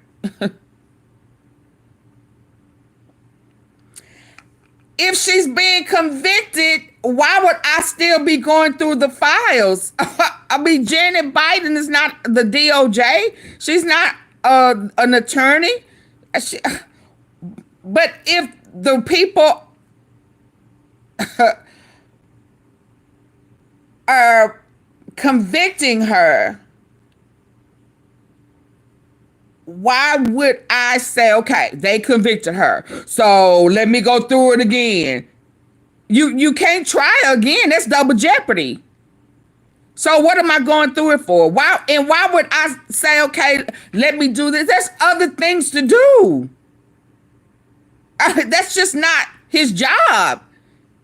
So at that point, you're coming right now, right after you were just convicted, saying, I got some information on somebody else. You should have negotiated that beforehand. So no, I don't have time for that. So I wouldn't have either. I'd have blew her ass off too. Because I would have thought that you would position that just like Quet. Quet got a whole bunch of information. Before his trial, what is Quet doing? What is Quet doing? He giving up information. He gave a little here, held a lot there. Gave a little here, gave a lot there. Just to see if what he gave them was going to be enough to make them shoe fly don't go away. Well, he less than a week now. Right there, yeah, it's less than a week. Yeah, so that negotiation, he not gonna wait until he's sentenced and sitting in prison to say, oh, I got some information. You had that information. Well, that's not what's coming out right now. It's coming out that she tried to give them the information. Not that they were in the info and she was going to expose them. I mean, come on. If you know, maybe they different from me. But how I think, if I had something that I was going to use and to expose, I would tell you, hey, I'm going to put all your business out there. I'm going to put all your business. Back up off of me. I'm going to put all your business out there. But so it's still neither here nor there. They didn't drop the ball. They got a conviction. Trump's first office, he didn't get no conviction on her. He got one on Epstein. He knew she was dirty. Just like Epstein feel like Trump put them people in his life. He didn't put them people in her life. No, he dropped the ball. And he only told on Epstein because of the business deal. And because he threatened to tell his business about him being broke and he shouldn't have been bidding for that property. So he was embezzling. That's the only reason. He was afraid that Epstein was going to tell the people that he was broke.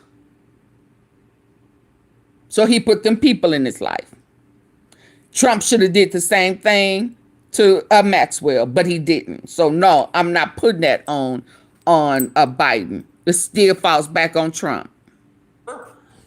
And in order to get her silence. You see what she was angling to do with Biden, but Biden wouldn't do it. Trump, boom, right away. What do you want me to do? And again, pressure, we would not be having this blow up had he not been dangling that carrot. Nobody was even thinking about it. Nobody was even talking about it. He brought that up as his political campaign.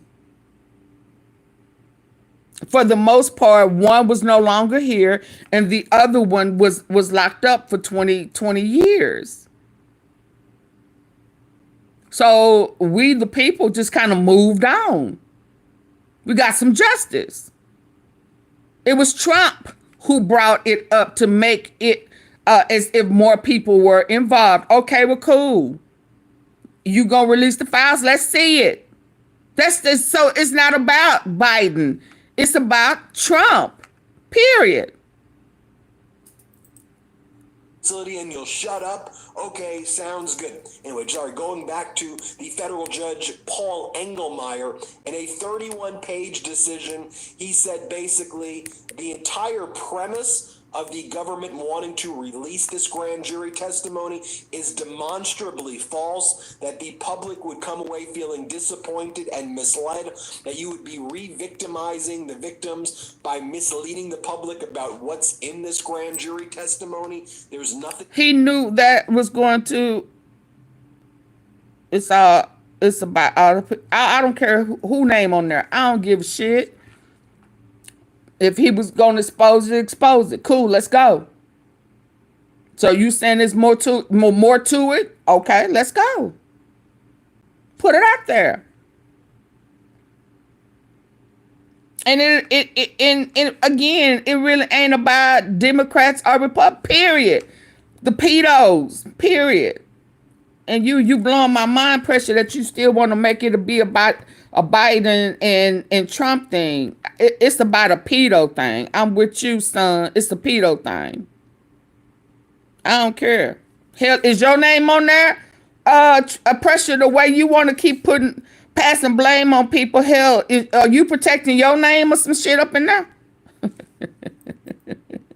Of import there at all. It's not allowed to be released in general, so cut it out. And if you want to release the files, you can release the files at any time. It's the 300 gigabytes currently in your possession, custody, and control. So with all of this going on, with now the news that Ghislaine's cellmate is saying Ghislaine has the dirt on Donald, and she wanted to give it to Biden for a pardon, but Biden wouldn't make a deal with a convicted sex trafficker. With Donald giving Ghislaine queen for a day immunity and moving her to a minimum security facility, likely in exchange. Hold on, and not just a convicted pedophiler, the one who had just got found guilty twice on perjury, lying on the witness stand. So I'm supposed to really believe you. Oh, okay.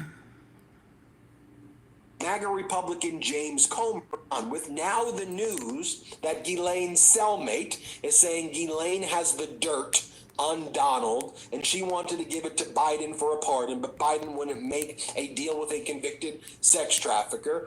With Donald giving Ghislaine queen for a day immunity and moving her to a minimum security facility, likely in exchange for her silence. MAGA Republican James Comer, the Democrats outmaneuvered James Comer in the House Oversight Committee. They were able to get the House Oversight Committee to issue a subpoena for the Epstein files that are due in about 8 days. But what James Comer's now doing is he issued subpoenas to Bill Clinton, Hillary Clinton, James Comey, and like 10 other people. Not to Alex Acosta, who's the actual federal prosecutor who was in the first Trump administration. He was the Labor Department secretary. But in 2007, he's the guy who gave the non-prosecution agreement to Epstein.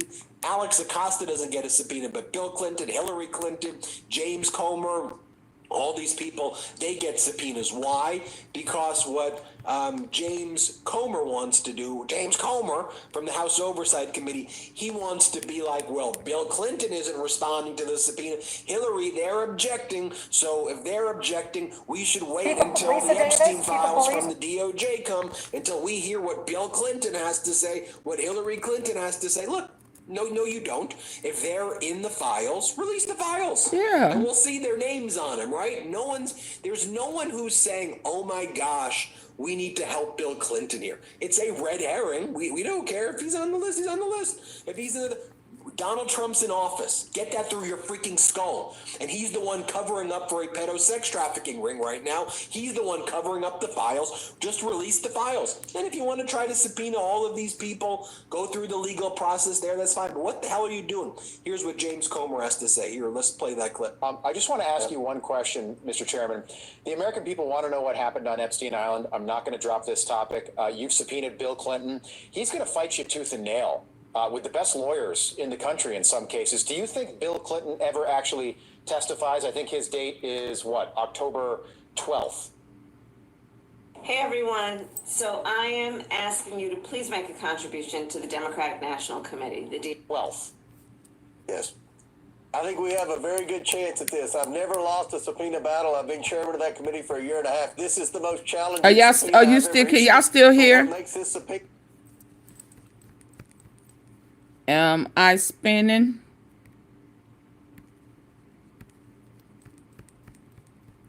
Can y'all give me a 1 if y'all can hear? Hi, I'm Mark Elias, a lawyer for the Democrats, and I need your help to join me in standing up against Donald Trump. If they're in the files, release the files. They were able to. Can y'all give me a 1 if y'all can hear? Issue a subpoena for the Epstein files that are due in about 8 days. But what James Comer's now doing is he issued subpoenas to Bill Clinton, Hillary Clinton, James Comey, and like 10 other people. Not to Alex Acosta, who's the actual federal prosecutor who was in the first Trump administration. He was the Labor Department secretary. But in 2007, he's the guy who gave the non-prosecution agreement to Epstein. Alex Acosta doesn't get a subpoena, but Bill Clinton, Hillary Clinton, James Comer, all these people, they get subpoenas. Why? Because what James Comer wants to do. James Comer from the House Oversight Committee, he wants to be like, well, Bill Clinton isn't responding to the subpoena. Hillary, they're objecting. So if they're objecting, we should wait until the Epstein files from the DOJ come, until we hear what Bill Clinton has to say, what Hillary Clinton has to say. Look, no, you don't. If they're in the files, release the files. And we'll see their names on them, right? There's no one who's saying, oh my gosh, we need to help Bill Clinton here. It's a red herring. We don't care. If he's on the list, he's on the list. If he's in Donald Trump's in office. Get that through your freaking skull. And he's the one covering up for a pedo sex trafficking ring right now. He's the one covering up the files. Just release the files. And if you want to try to subpoena all of these people, go through the legal process there, that's fine. But what the hell are you doing? Here's what James Comer has to say. Here, let's play that clip. I just want to ask you one question, Mr. Chairman. The American people want to know what happened on Epstein Island. I'm not going to drop this topic. You've subpoenaed Bill Clinton. He's going to fight you tooth and nail. With the best lawyers in the country in some cases. Do you think Bill Clinton ever actually testifies? I think his date is, what, October 12th? Yes. I think we have a very good chance at this. I've never lost a subpoena battle. I've been chairman of that committee for a year and a half. This is the most challenging subpoena I've ever issued. But what makes this subpoena different is that the Democrats voted with Republicans. This is a bipartisan, congressionally approved subpoena. And I think that will hold a lot of weight in court. And you're absolutely right. He's going to have the best lawyers in America fighting us tooth and toenail on this. But the fact that this was voted on by Republicans and Democrats, because we're hearing from our constituents, everybody in America wants to know what went on at Epstein Island. And we've all reports that Bill Clinton was a frequent visitor there. So he's a prime suspect to be deposed by the House Oversight Committee. So hopefully we'll win that court battle with that subpoena and see President Clinton in October. I hope so. Okay, now here, corporate news kicking into action. This is Harry Enton on CNN. So bizarre, this guy. You know, he always tries to both sides all issues. And here he is saying, you know, people are not talking about Epstein anymore. Google searches are down 89% relative to Donald Trump focusing on his Alaska trip with Putin. Here, play this clip. I would say that this is, from at least a political point of view, quickly turning into a dud of a story. Which is wild. Which is wild. This has been for 3 weeks. Exactly. Take a look here. Google searches for Epstein down 89% versus just 3 weeks ago, falling through the floor. It is no longer the top term searched alongside Donald Trump's name. That's been trading off between tariffs and Vladimir Putin, with obviously the meeting coming up later this week. Let me be clear, Enton. The fact that people are searching now more, is Donald Trump going to surrender Ukraine without Ukraine being in a room with Vladimir Putin? Doesn't mean that people have forgotten or don't care about the Epstein files. Also, the Epstein files are not the number one issue on people's mind. The number one issue on people's mind is affordability, the ability to buy homes, our economy, stupid, peace throughout the world, education, healthcare, being able to live. But no, the Epstein link is there because it ties all of Donald Trump's lies together. Just to remind you as well, over the weekend, J.D. Vance tried the talking points as well. Here, play this clip. I have to say, Maria, I laugh at the Democrats who are now all of a sudden so interested in the Epstein files. 4 years, Joe Biden and the Democrats did absolutely nothing about this story.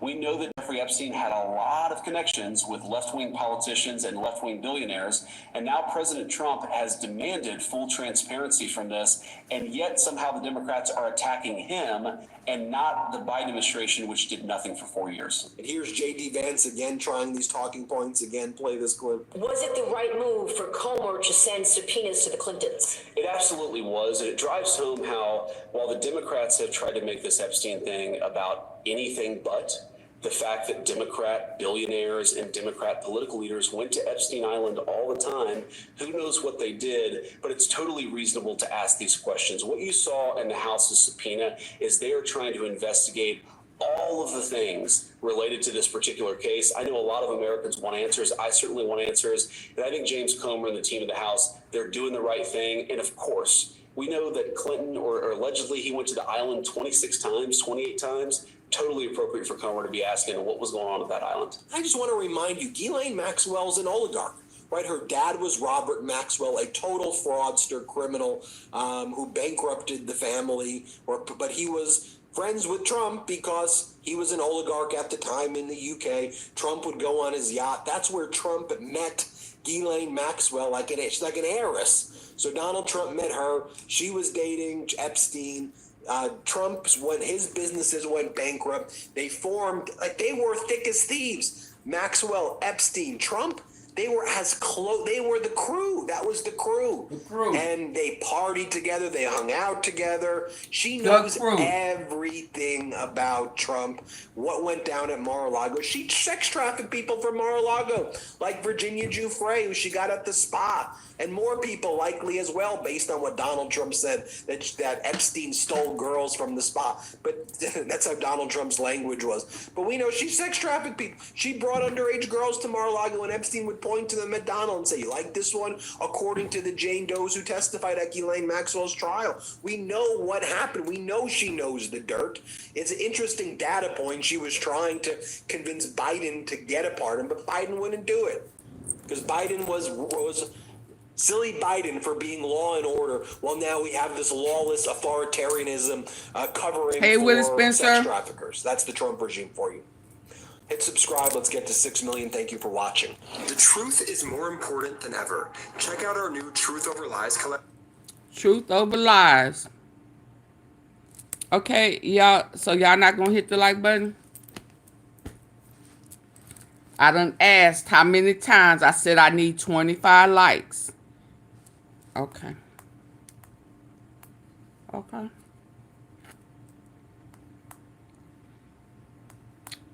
Okay.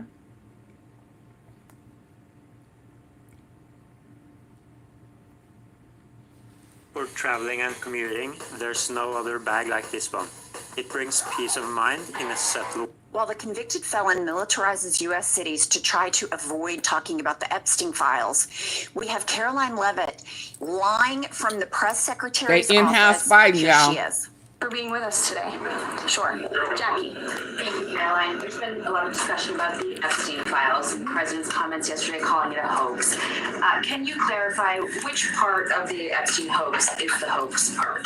The president is referring to the fact that Democrats have now seized on this, as if they ever wanted transparency when it comes to Jeffrey Epstein, which is an asinine suggestion. So the hoax is that the Democrats want to talk to the victims and subpoena the evidence, not that he's in the files and Pam Bondi lied about it. She is such a talented propagandist. It surprises me at her age she can lie with such fluidity, especially standing on her Bible. Yeah, and that's the point that we always need to keep beating with these people is she's telling you on the one hand that she's this big Christian and she participates in these tongue-talking sessions that are going on at the White House. And there's always these references to God and that's her why boss. I was asking that person earlier. What God, I mean, who y'all praying to? I mean, some people may look at the devil like he a God. I don't know. That's why I was asking. So, understanding, I'm not a Christian, but it's my understanding that the central character of the faith would be with the victims and would be comforting them. And instead, she works for a sexual predator. Right. All day, every day, she stands up and she goes and works for a man who says that he would be having sex with his daughter if it wasn't his daughter. Right. Caroline Leavitt works for a man that bragged about walking in. Who saw Paris Hilton at age 12 stop and say, who in the uck is that? At 12. To a dressing room for Miss USA where there were 16 and 17-year-olds naked, and he talked about how great it was to be able to violate them and see them naked without their consent. He also spoke on Howard Stern about how every age is on the table for him as far as a mating partner, somebody to slap and tickle with, but 12 gets a little bit too young. So that leaves 13, that leaves 14, that leaves 15, and his Republican counterparts are also changing the age of consent for leaving teenagers vulnerable. They say they're the party of family values. They say they're the party of Christian values. They say they're the party of children. They're not. They are lying liars, and Caroline Levitt is a danger to this country because so many white women sitting at home with their Bible study, all they have to see because they are FYI, so she is incapable white. of critically thinking. They're so incapable of doing it. If they see that she has a cross on, they go, you know, she reminds me of old Patty Sue over there in Bible study. That Caroline Levitt, she's just a smart one. Yeah, she wouldn't lie. She's a Christian. So I cannot stand her. And the girls are fighting, and I don't just mean Elon Musk and Sam Altman. I mean Marjorie Taylor Greene and Laura Loomer. And this is something Republican cannibalism at its finest. So let's Cannibalism. put this Oh my post up for God. you. Okay, Laura Loomer posted this. This is the taco I wish tips. Rep It calls MTG Trump got on taco her tips. knees for her Lord and Savior as much Lord. as she got on her knees for men who aren't her husband. Oh, wow. Just another fake Christian. Can you call yourself a Christian when your mouth is full of other men's cocks? Oh. I may be Jewish, but at least I'm not a Jezebel. So I found that to be quite entertaining. And Laura Loomer, sadly, has a lot of sway with the press. It's full of other men's cocks. I may be Jewish, but at least I'm not a Jezebel. So I found that to be quite entertaining. And Laura Loomer, sadly, has a lot of sway with the president. She has gotten national security officers fired. She has Loomered people, and she brags about it. So then this is Marjorie Taylor Greene's response to Laura Loomer. Loomer is another one that has relentless attack to me. Many other America First Republicans like Matt Gaetz and many other members of Congress. As a matter of fact, the only people she attacks are Republicans. And Laura Loomer touts herself as, basically testing everyone for loyalty. But the truth about Laura Loomer is she scrapes up information and then she twists it and manipulates her stories to basically be the same manuscript of information like MSNBC does. Here's the thing about Laura Loomer. She's a nut. There's no question. Marjorie Taylor Greene is a nut. But what is going on here is I do believe that Laura Loomer has Trump's ear. That's what's terrifying about it. And Marjorie Taylor Greene is quickly painting herself out of the Donald Trump orbit because she's standing up against AIPAC and Israel. Well, here's what's happening here is Laura Loomer is short-sighted. She only sees this administration and Trump, and she can't imagine that he's not in power. Marjorie Taylor Greene, surprisingly, is playing the long game. Trump's 95 years old. He's got swollen cankles. You can clearly tell the dementia is kicking in. You can clearly tell that this man is not. That ain't what they're talking about, Janet. The videos we see of him talking right now. She talked about her being a Jezebel and having the devil's cock in her mouth. Hold on, let me let you hear it again. Fighting, and I don't just mean Elon Musk and Sam Altman. I mean Marjorie Taylor Greene and Laura Loomer. And this is something Republican cannibalism at its finest. So I'm going to put this post up for you. Okay, Laura Loomer posted this. I wish @Rep MTG got on her knees for her Lord and Savior as much as she got on her knees for men who aren't her husband. Just another fake Christian. Can you call yourself a Christian when your mouth is full of other men's cocks? I may be Jewish, but at least I'm not a Jezebel. So I found that to be quite entertaining. That don't have nothing to do with the dark of the berry, the sweet of the juice. It's talking about overeating sway with the president. hot dogs. She has gotten national security officers fired. She has Loomered people, and she brags about it. It's saying how many hot dogs can you hold in your mouth at one time, girl? Huh? And them ain't even your husband's hot dogs. What? She's talking about, deep throat for what? Wow. Wow. Hit the like button.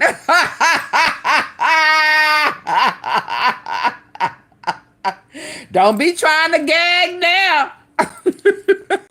That's what they talk about. Marjorie Taylor Greene's the response to the Laura gag Loomer. reflex. She's talking about the gag reflex. Gagging off of something that's not your husband. Another one that has relentless attacked me, many other America First Republicans like Matt Gaetz, and many other members of Congress. As a matter of fact, the only people she attacks are Republicans. And Laura Loomer touts herself as, basically testing everyone for loyalty. But the truth about Laura Loomer is she scrapes up information and then she twists it and manipulates her stories to basically be the That's why her and Trump get along.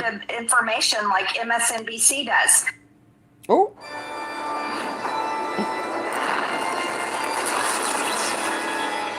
The same manuscript of information like MSNBC does. So here's the thing about Laura Loomer. She's a nut. There's no question. Marjorie Taylor Greene is a nut. But what is going on here is I do believe that Laura Loomer has Trump's ear. That's what's terrifying about it. And Marjorie Taylor Greene is quickly painting herself out of the Donald Trump orbit because she's standing up against AIPAC and Israel. Well, here's what's happening here is... Now, y'all know I'm just going to hang up and end it because y'all didn't get the likes up. She only sees this administration and Trump, and she can't imagine that he's not in power. Marjorie Taylor Greene, surprisingly, is playing the long game. Trump's 95 years old. He's got swollen cankles. You can clearly you want to hear that again? You want to hear that again? I'm going to put this post up for you. Okay, Laura Loomer posted this. I wish @Rep MTG got on her knees for her Lord and Savior as much as she got on her knees for men who aren't. Oh my God, I'm clutching my Christian Just pearls. Another fake Christian. Can you call yourself a Christian when your mouth is full of other men's cocks? I may be Jewish, but at least I'm not a Jezebel. So I found that to be quite entertaining. And Laura Loomer, oh my goodness, sadly, has a lot of sway with the president. At least I can say this, they know how to go low, don't they? They I ain't never seen some non-African American roast females the way these two ladies right here, they will roast you. Okay? They will say some crazy stuff. These are the two ladies that call Trump taco tits. Has gotten national security officers fired. She has Loomered people, and she brags about it. Oh my This goodness. is Marjorie Taylor Greene's response to Laura Loomer. Loomer is another one that has relentless attacked me, many other America First Republicans like Matt Gaetz, and many other members of Congress. As a matter of fact, the only people she attacks are Republicans. And Laura Loomer touts herself as, basically testing everyone for loyalty. But the truth about Laura Loomer is she scrapes up information and then she twists it and manipulates her stories to basically be the same manuscript of information like MSNBC does. So here's the thing about Laura Loomer. She's a nut. There's no question. Marjorie Taylor Greene is a nut. But what is going on here is I do believe that Laura Loomer has Trump's ear. That's what's terrifying about it. And Marjorie Taylor Greene is quickly painting herself out of the Donald Trump orbit because she's standing up against AIPAC and Israel. Well, here's what's happening here is Laura Loomer is short-sighted. She only sees this administration and Trump, and she can't imagine that he's not in power. Marjorie Taylor Greene, surprisingly, is playing the long game. Trump's 95 years old. He's got swollen cankles. You can clearly tell the dementia is kicking in. You can clearly tell that this man is not in good health. And I mean, imagine the videos we see of him talking right now. Imagine it a year from now, how much more demented he's going to be. So Marjorie Taylor Greene surprisingly has pretty good political instincts because she's playing a longer game. She is looking at what remains after Trump is gone. And Laura Loomer can only think about Donald Trump. I mean, she is psychotically obsessed with him, which very much works for a malignant narcissist. Her type of any other person would have a protective order against her, restraining order against her, Laura Loomer. But Trump, it falls prey to psychos like Laura Loomer because he wants to be told constantly how great he is. So he has like a stalker of him that happens to be his top advisor.